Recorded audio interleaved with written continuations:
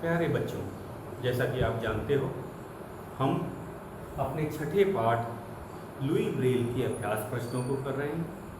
अभ्यास प्रश्न से भी हमने व्याकरण का जो भाषा से के अंतर्गत आता है उसको हल कर रहे थे। कल हमने शब्दों की रचना की थी। क्या लगाकर? प्रत्यय लगाकर शब्दों की रचना की थी।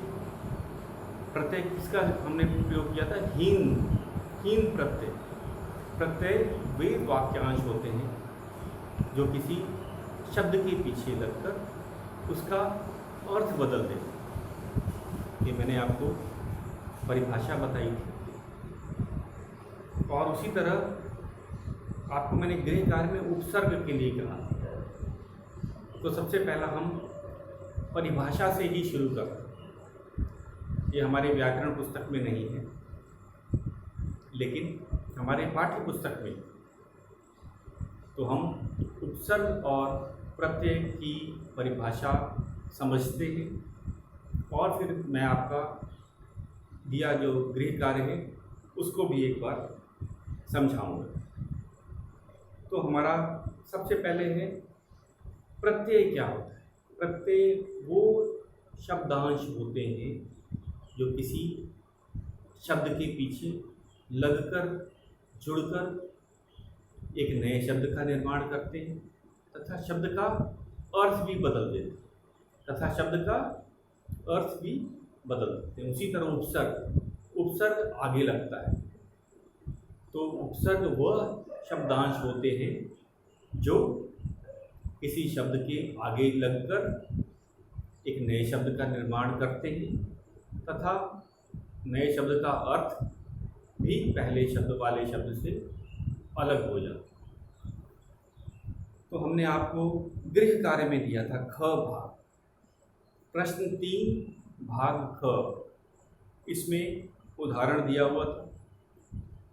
दुर उपसर्ग लगा के आपको 4 शब्द बनाने थे और अ उपसर्ग लगाकर भी 4 शब्द बनाने थे। आपने जरूर इसका प्रयास किया होगा। तो कुछ तो हमें पाठ में ही मिल जाएगा। जैसे दुर्घटना का जो उदाहरण है वो पाठ से ही दिया गया है। अबोध का जो उदाहरण है वे भी पाठ से दिया गया है। तो हम शुरू करते हैं। पहला वाला है, पहला शब्द लिखते हैं दुर लगा के, दुर्भाग्य। कहते हैं ना, कभी खराब किस्मत होती है तो हम कहते हैं दुर्भाग्य। तो हम लिखते हैं, व्याकरण का भाग है, भाषा से के अंतर्गत आता है। हमारा प्रश्न है 3 का ख भाग। बच्चों ये कौन सा है? प्रश्न 3 का ख भाग।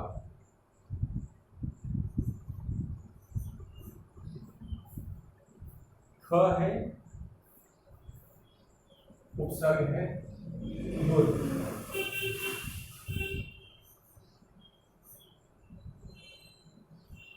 दुर ये उपसर्ग है, इससे बनने वाले शब्द।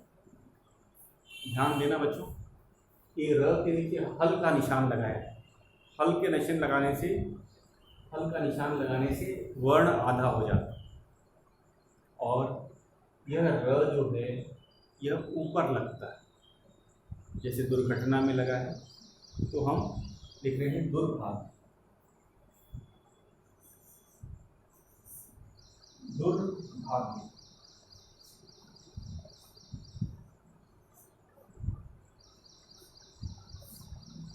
दूसरा शब्द है दुर्गम। मैंने आपको कल बताया था।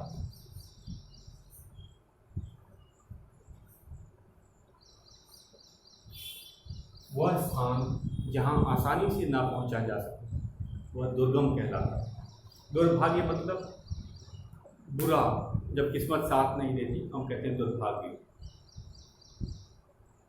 तो इसमें भी दुर उपसर्ग लगा है, इसमें भी दुर उपसर्ग लगा है। तो भाग्य के आगे दुर लग गया तो बुरा। जैसे हमने दुर्घटना, घटना तो अच्छी भी हो सकती है, लेकिन जब हम दुर्घटना कह रहे हैं तब यह बुरी घटना की बात की। जैसे एक्सीडेंट हुआ तो दुर का अर्थ होता है बुरा। दुर का क्या अर्थ होता है? शाब्दिक अर्थ बुरा। तो जिस शब्द के आगे लगेगा उसमें बुरा, उसका अर्थ बदल जाएगा। जैसे भागी, भागी में अगर दुर्भाग्य लग गया मतलब खराब किस्मत, बैड लक आप लोग बोलते हो।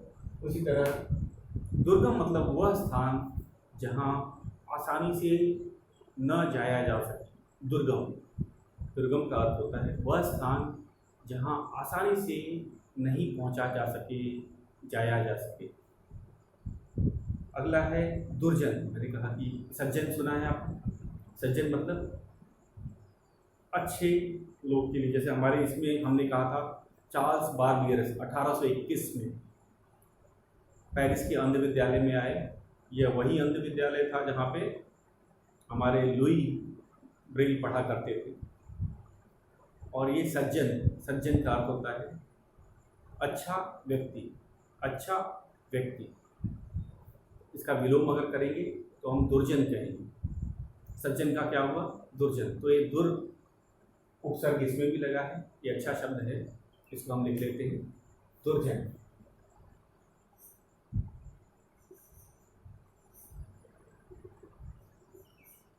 दुर्जन। हमें 4 शब्द लिखने हैं, 3 हो गए हमारे। दुर्जन और भी है दुर्लभ, दुर्बल, कमजोर को हम लोग कहते हैं दुर्बल है। दुर्बल, कमजोर को दुर्बल कहा जाता है। दुर्लभ जो आसानी से न मिले, आसानी से सुलभ ना हो। सुलभ का अर्थ होता है आसानी से मिले, दुर्लभ का अर्थ होता है आसानी से न मिले। तो हम दुर्बल लिख सकते हैं, दुर्लभ लिख सकते हैं, हम दुर्बल ही लिखते हैं, कमजोर।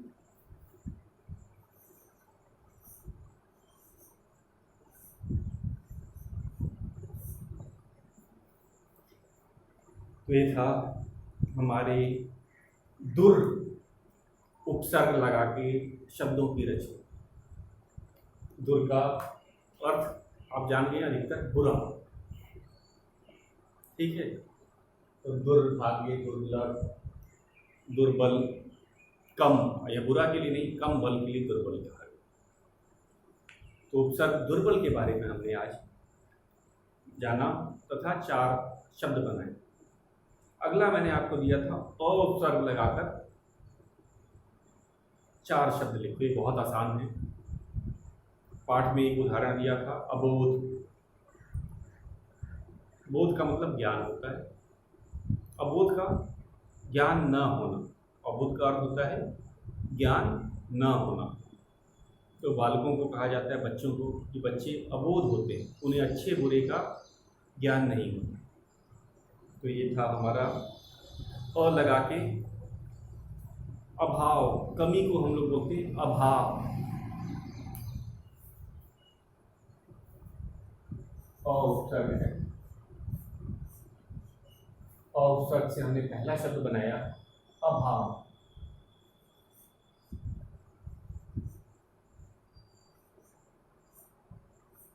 अभाव का है कमी, अभाव का अर्थ होता है कमी। फिर अगले चलते हैं अज्ञान। ये तो बहुत सरल है। तो लगाम देने से ज्ञान, अज्ञान, विलोम शब्द की भी रचना हो गई। ध्यान से देखो, इसमें अ उपसर्ग लगाने से ज्ञान में अगर हम अ उपसर्ग लगा देंगे तो अज्ञान। एक तरह से देखा जाए तो विलोम शब्द भी बन जा रहा। अ उपसर्ग लगाने से ही, अ उपसर्ग लगाने से ये विलोम शब्द बन जा रहा है। अब हम अपना तीसरे शब्द पे चलते हैं। इसमें बहुत अधिक शब्द हैं, जैसे अमान्य, अधर्म, अछूत। हमें 4 लिखने। जैसे अछूत,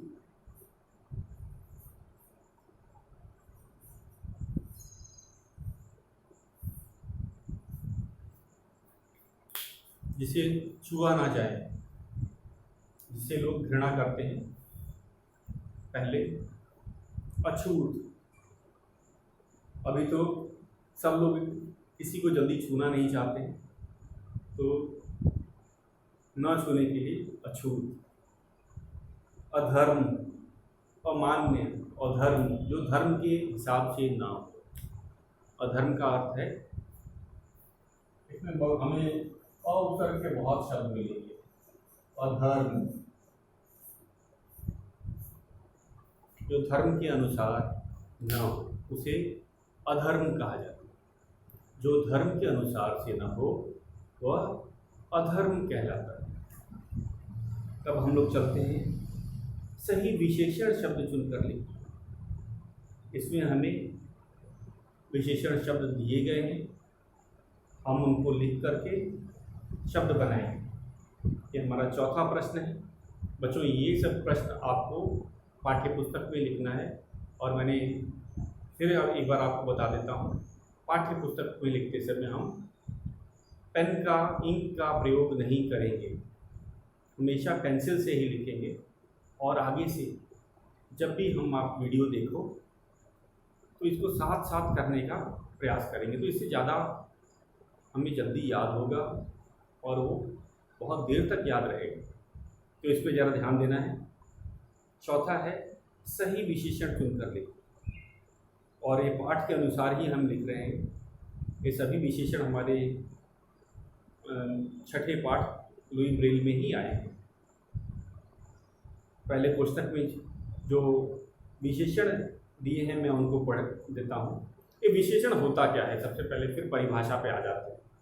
बार बार जब भी हम अभ्यास प्रश्न करते हैं तो परिभाषाओं को जरूर एक बार देख लेते हैं, ताकि अगर किसी को कुछ दुविधा हो तो पता चल जाए। विशेषण संज्ञा या सर्वनाम की विशेषता बताता है।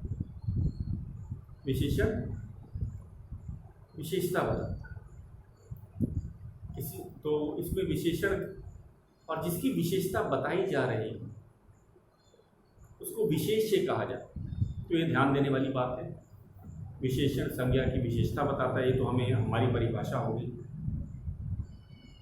लेकिन जिसकी विशेषता बताई जा रही हो, विशेषण जिसकी विशेषता बता रहा हो, वह विशेष्य कहलाता है। तो विशेषण पहले आता है और विशेष्य बाद में आता है। या फिर हम परिभाषा में ये भी लिख सकते हैं कि विशेषण संज्ञा के पहले लगकर या संज्ञा के आगे आकर उसकी विशेषता बताता है। तो जिसकी विशेषता बतलाई जा रही है वह विशेष्य कहलाएगा। क्या कहलाएगा? विशेष्य। तो पहले मैं ये विशेषण पढ़ लेते हैं जो हमें पुस्तक में दे रखे। पहला है असाधारण। असाधारण, जो साधारण न हो, इसका अर्थ असाधारण का अर्थ होता है वह जो साधारण न हो, मतलब खास। अगर हम कहें आम भाषा में तो खास या विशेष। अगला है कठोर। कठोर हमें पता ही है, यहाँ पे कठोर कठोरता के लिए नहीं, अधिक के लिए प्रयोग किया गया है, जो हम अभी आगे बताएंगे। दृष्टिहीन भी बहुत सरल है, अब आप जान गए। दृष्टि से हीन को दृष्टिहीन कहा जाता है। दृष्टि के बिना, या बोलिए दृष्टि से हीन, दोनों सही। साधारण, आम, जो खास नहीं है वह साधारण। अबोध, जिसे ज्ञान ना हो। अबोध, जिसे ज्ञान ना हो। विनम्र, विनम्र स्वभाव होना चाहिए। हम कहते हैं कि हमारा व्यवहार विनम्र होना चाहिए। विनम्रता लोगों को आकर्षित करता है, और विनम्र व्यक्ति की बहुत पूछ होती है, उसको हर कोई चाहता है विनम्र व्यक्ति को। तो विनम्रता हमें अपने व्यवहार में विनम्रता लानी थी। चलिए अब हम पाठ के अनुसार इन विशेषणों को लिख रहे हैं, जो पाठ में दिया हुआ है उसके हिसाब से लिखें। इसमें कुछ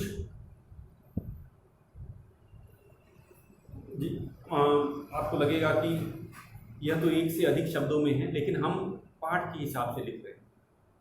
जैसे अगर हम पाठ में दृष्टिहीन छात्र लिखा है, पाठ में अंध विद्यालय दृष्टिहीन छात्रों के बारे में बताया है, अगर हम साधारण छात्र या असाधारण छात्र लिखेंगे तो वो भी गलत नहीं। लेकिन इसीलिए मैं आपको बता रहा हूँ, तो ये हम हल कर रहे हैं, पाठ के अनुसार कर रहे हैं। इस प्रश्न में कहीं नहीं लिखा है, लेकिन हम इसको जो हल कर रहे हैं पाठ के अनुसार कर रहे हैं। इसीलिए आप यह मत सोचना कि अगर हम साधारण छात्र बोल रहे हैं या असाधारण छात्र हैं तो विशेषण नहीं बन सकता छात्र का। ये बात ज़रा ध्यान से देखनी है। अगर हम कह रहे हैं कि असाधारण छात्र या फिर साधारण छात्र बोल रहे हैं तो वो छात्र की विशेषता हो सकती है, लेकिन हम पाठ के अनुसार करें। तो इसको लिखना शुरू करते हैं। हमारा चौथा प्रश्न है, सही विशेषण चुनकर लिखें। प्रश्न 4,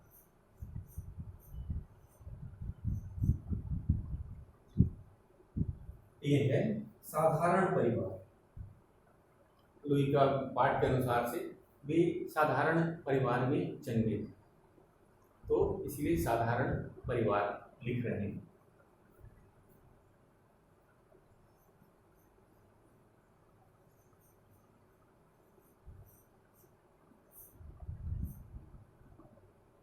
साधारण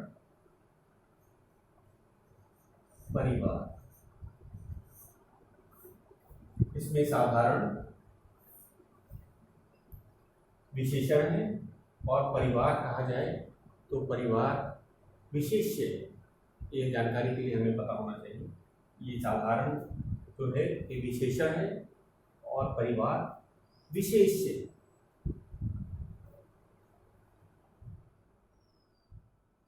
अगला है विनम्र व्यवहार। विनम्र व्यवहार,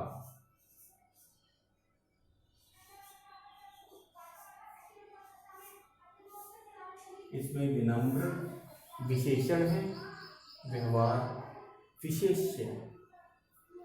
अगला था हमारा दृष्टिहीन छात्र। हमने कहा था कि पाठ में आया हुआ है दृष्टिहीन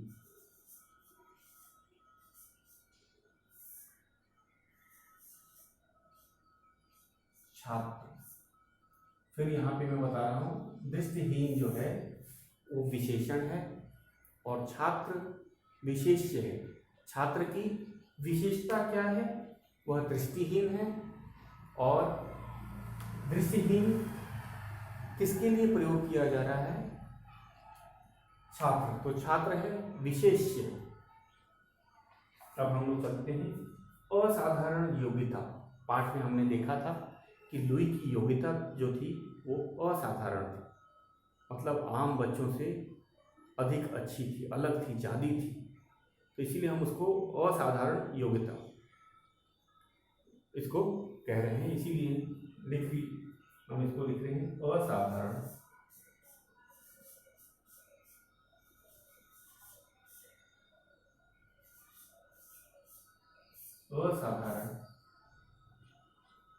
योग्यता।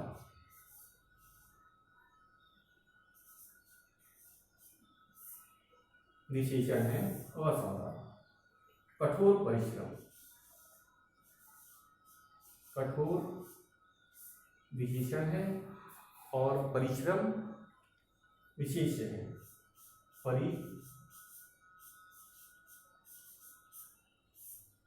कठोर विशेषण है और परिश्रम जो है विशेष्य है। उसी तरह अंतिम है अबोध बालक। बालक के लिए अबोध कहा गया है। अबोध बालक, अबोध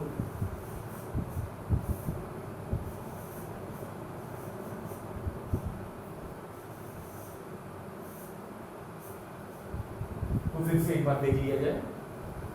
ये जो है साधारण परिवार, साधारण विशेषण है। विनम्र व्यवहार, विनम्र विशेषण है। दृष्टिहीन छात्र, दृष्टिहीन विशेषण है। असाधारण योग्यता में असाधारण विशेषण है। कठोर परिश्रम में कठोर विशेषण है। अबोध बालक, अबोध विशेषण। और ये सब परिवार, व्यवहार, छात्र, योग्यता, परिश्रम, बालक, ये सब विशेष से इनकी विशेषता बतलाई जा रही है। तो बच्चों, आज हमने अपने चौथा प्रश्न किया। पांचवा प्रश्न है हमारा, पाठ में आए र। र शब्द दो तरह से प्रयोग होता है, आप जानते ही हो। तो इसमें हमें उन शब्दों को ढूंढ कर लिखना है, उन शब्दों को ढूंढ कर लिखना है। हम इसको यहाँ लिख लेते हैं। हमारा प्रश्न 5। और अब इसको क्लास की तरह आप लोग भी से साथ साथ लिखने की कोशिश करें, प्रयास करें, तो ये ज़्यादा अच्छा याद हो जाएगा। तो र दो तरह से लिखा जाता है बच्चों। पहला र जो है ऊपर लगता है, आपने देखा होगा वर्णों के ऊपर इस तरह से लगता है। दूसरा नीचे लगता है, इस तरह से लिखा है। तो र लिखने के दो तरीके होते हैं। पहला तरीका है यह ऊपर लगता है, जैसे कार्य, आचार्य। कार्य में क्या होता है, य पे र लगा है, तो इस तरह का। ग्रह, ग्रह जैसे पृथ्वी एक ग्रह है, तो उसमें आपने देखा, जैसे आपको लिख के ही बता देता हूँ, जैसे कार्य, कार्य था, ग्रह, ग में र लगा है, इधर य के ऊपर र। और इसकी खासियत क्या है, ये पढ़ने के बाद पहले ऊपर वाला र पढ़ा जाता है, आपने देखा होगा।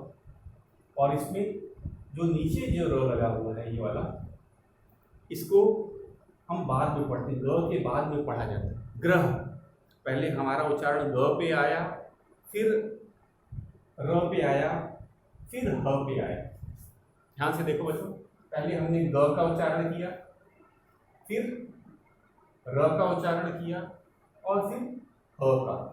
तो ग्रह, ग्रह। उसी तरह अब कार्य में चलेंगे, तो ग में आ की मात्रा है, का। अब इसके बाद हम ऊपर वाले र को पढ़ें।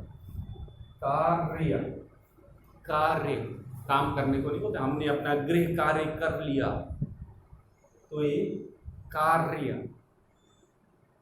पहले हमने का पढ़ा, फिर र पढ़ा, फिर य पढ़ा।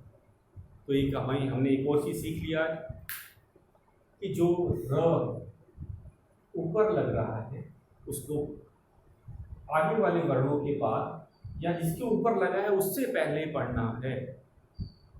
जैसे यहाँ पे य है, लेकिन जब हम र का उच्चारण कर रहे हैं तो य से पहले कर रहे हैं। और इसमें हम क्या कर रहे हैं, जब नीचे लगता है तो मूल जिसमें लगा हुआ है, जिस वर्ण में लगा हुआ है, इसमें ग में लगा हुआ है, तो ग के बाद हम उसका उच्चारण कर रहे हैं। ये ध्यान देने वाली बात है। तो इसमें पहले हम ग पढ़ रहे हैं, फिर र, फिर ह। ग्रह, ग्रह बोलते समय भी जरा ध्यान दो, ग्रह। उसी तरह कार्य वाले में पहले हमने का उच्चारण किया, का, क में किसकी मात्रा है, आ की मात्रा है, तो का। फिर हमने र पढ़ा, फिर य पे आए। कार्य, कार्य, कार्य। और इसमें ग्रह, पहले ग पढ़ा, फिर र पढ़ा, फिर ह। ग्रह। तो ये था। अब हमें क्या करना है, पाठ में अपने छठे पाठ ब्रेल लुई में जाना है और शब्दों को चुनना है कि जो र वाले शब्द कहाँ आए हैं, कैसे आए हैं, और फिर उसको लिखना है। तो हम चाहते तो हैं इसका गृह कार्य करा देना, आप इसको ढूंढने की कोशिश करना। मैं तो बाद में करा ही दूंगा, तो फिर भी चलो मैं आपको कुछ पढ़ के बताता हूँ कैसे हम लोग करते हैं। मैं इनमें से 4 आपके सामने ढूंढता हूँ, बाकी 4 आपको गृह कार्य के तौर पे मैं दूँगा। तो पहले इसको लिख लेते हैं।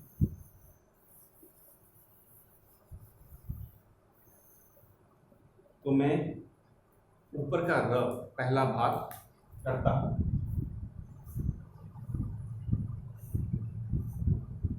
ये वाला र जैसे कार्य वाला हमने किया था, मैं इसको आपको पाठ में से ढूंढ के निकालता हूँ।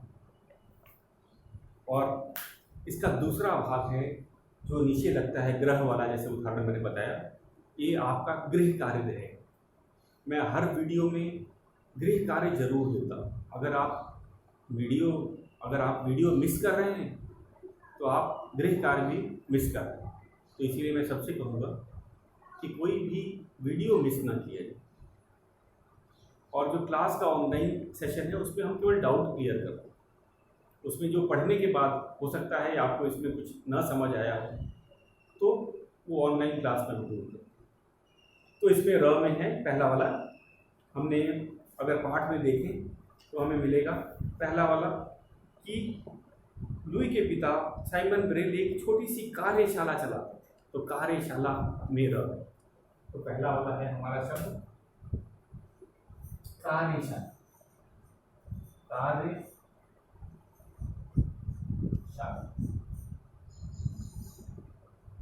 तो यही है कार्यशाला। तो र यह से पहले पढ़ा गया। और आगे चलेंगे वर्ष। लुई जब 3 वर्ष के थे तब उनके साथ दुर्घटना घटी। तो वर्ष में भी आप देखते हैं, मैं लिख रहा हूं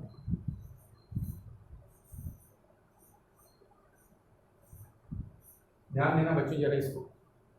इसमें पहले हमने व पढ़ा, फिर र, फिर श। जैसे मैंने आपको बताया जिसके ऊपर ये र लगा है, जिस वर्ण के ऊपर र लगा है, पहले हम र पढ़ेंगे, बाद में उस वर्ण को पढ़ेंगे।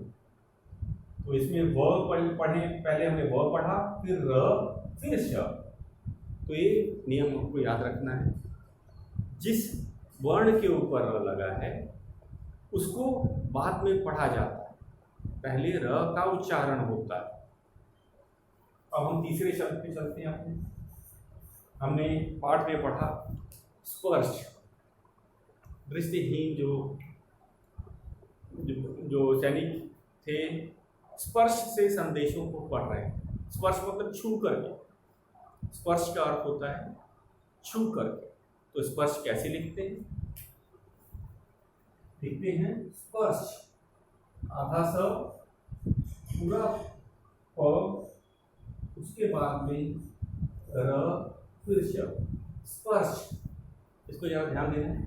आधा स पूरा प, र, श। आपको पता है र पहले पढ़ा जाएगा श से। स्पर्श, स्पर्श, स्पर्श मतलब छूना। स्पर्श का अर्थ होता है छूना। उसी तरह और एक आया है दुर्घटना।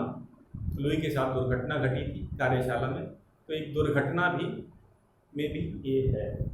तो हमारा चौथा शब्द है दुर्घटना।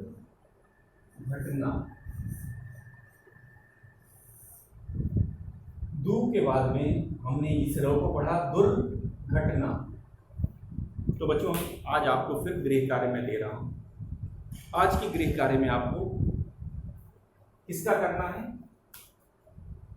वो र का जो कि नीचे लगता है, जैसे ग्रह में, जैसे ग्रह में है वैसे शब्द पाठ से ही छांटने, पाठ से ही छांटने हैं। तो आज का गृह कार्य है आपको पाठ से र, ये र छांट करके लिखने हैं 4 शब्द, कोई 4 शब्द। तो आज के लिए इतना ही, शेष हम कल करेंगे।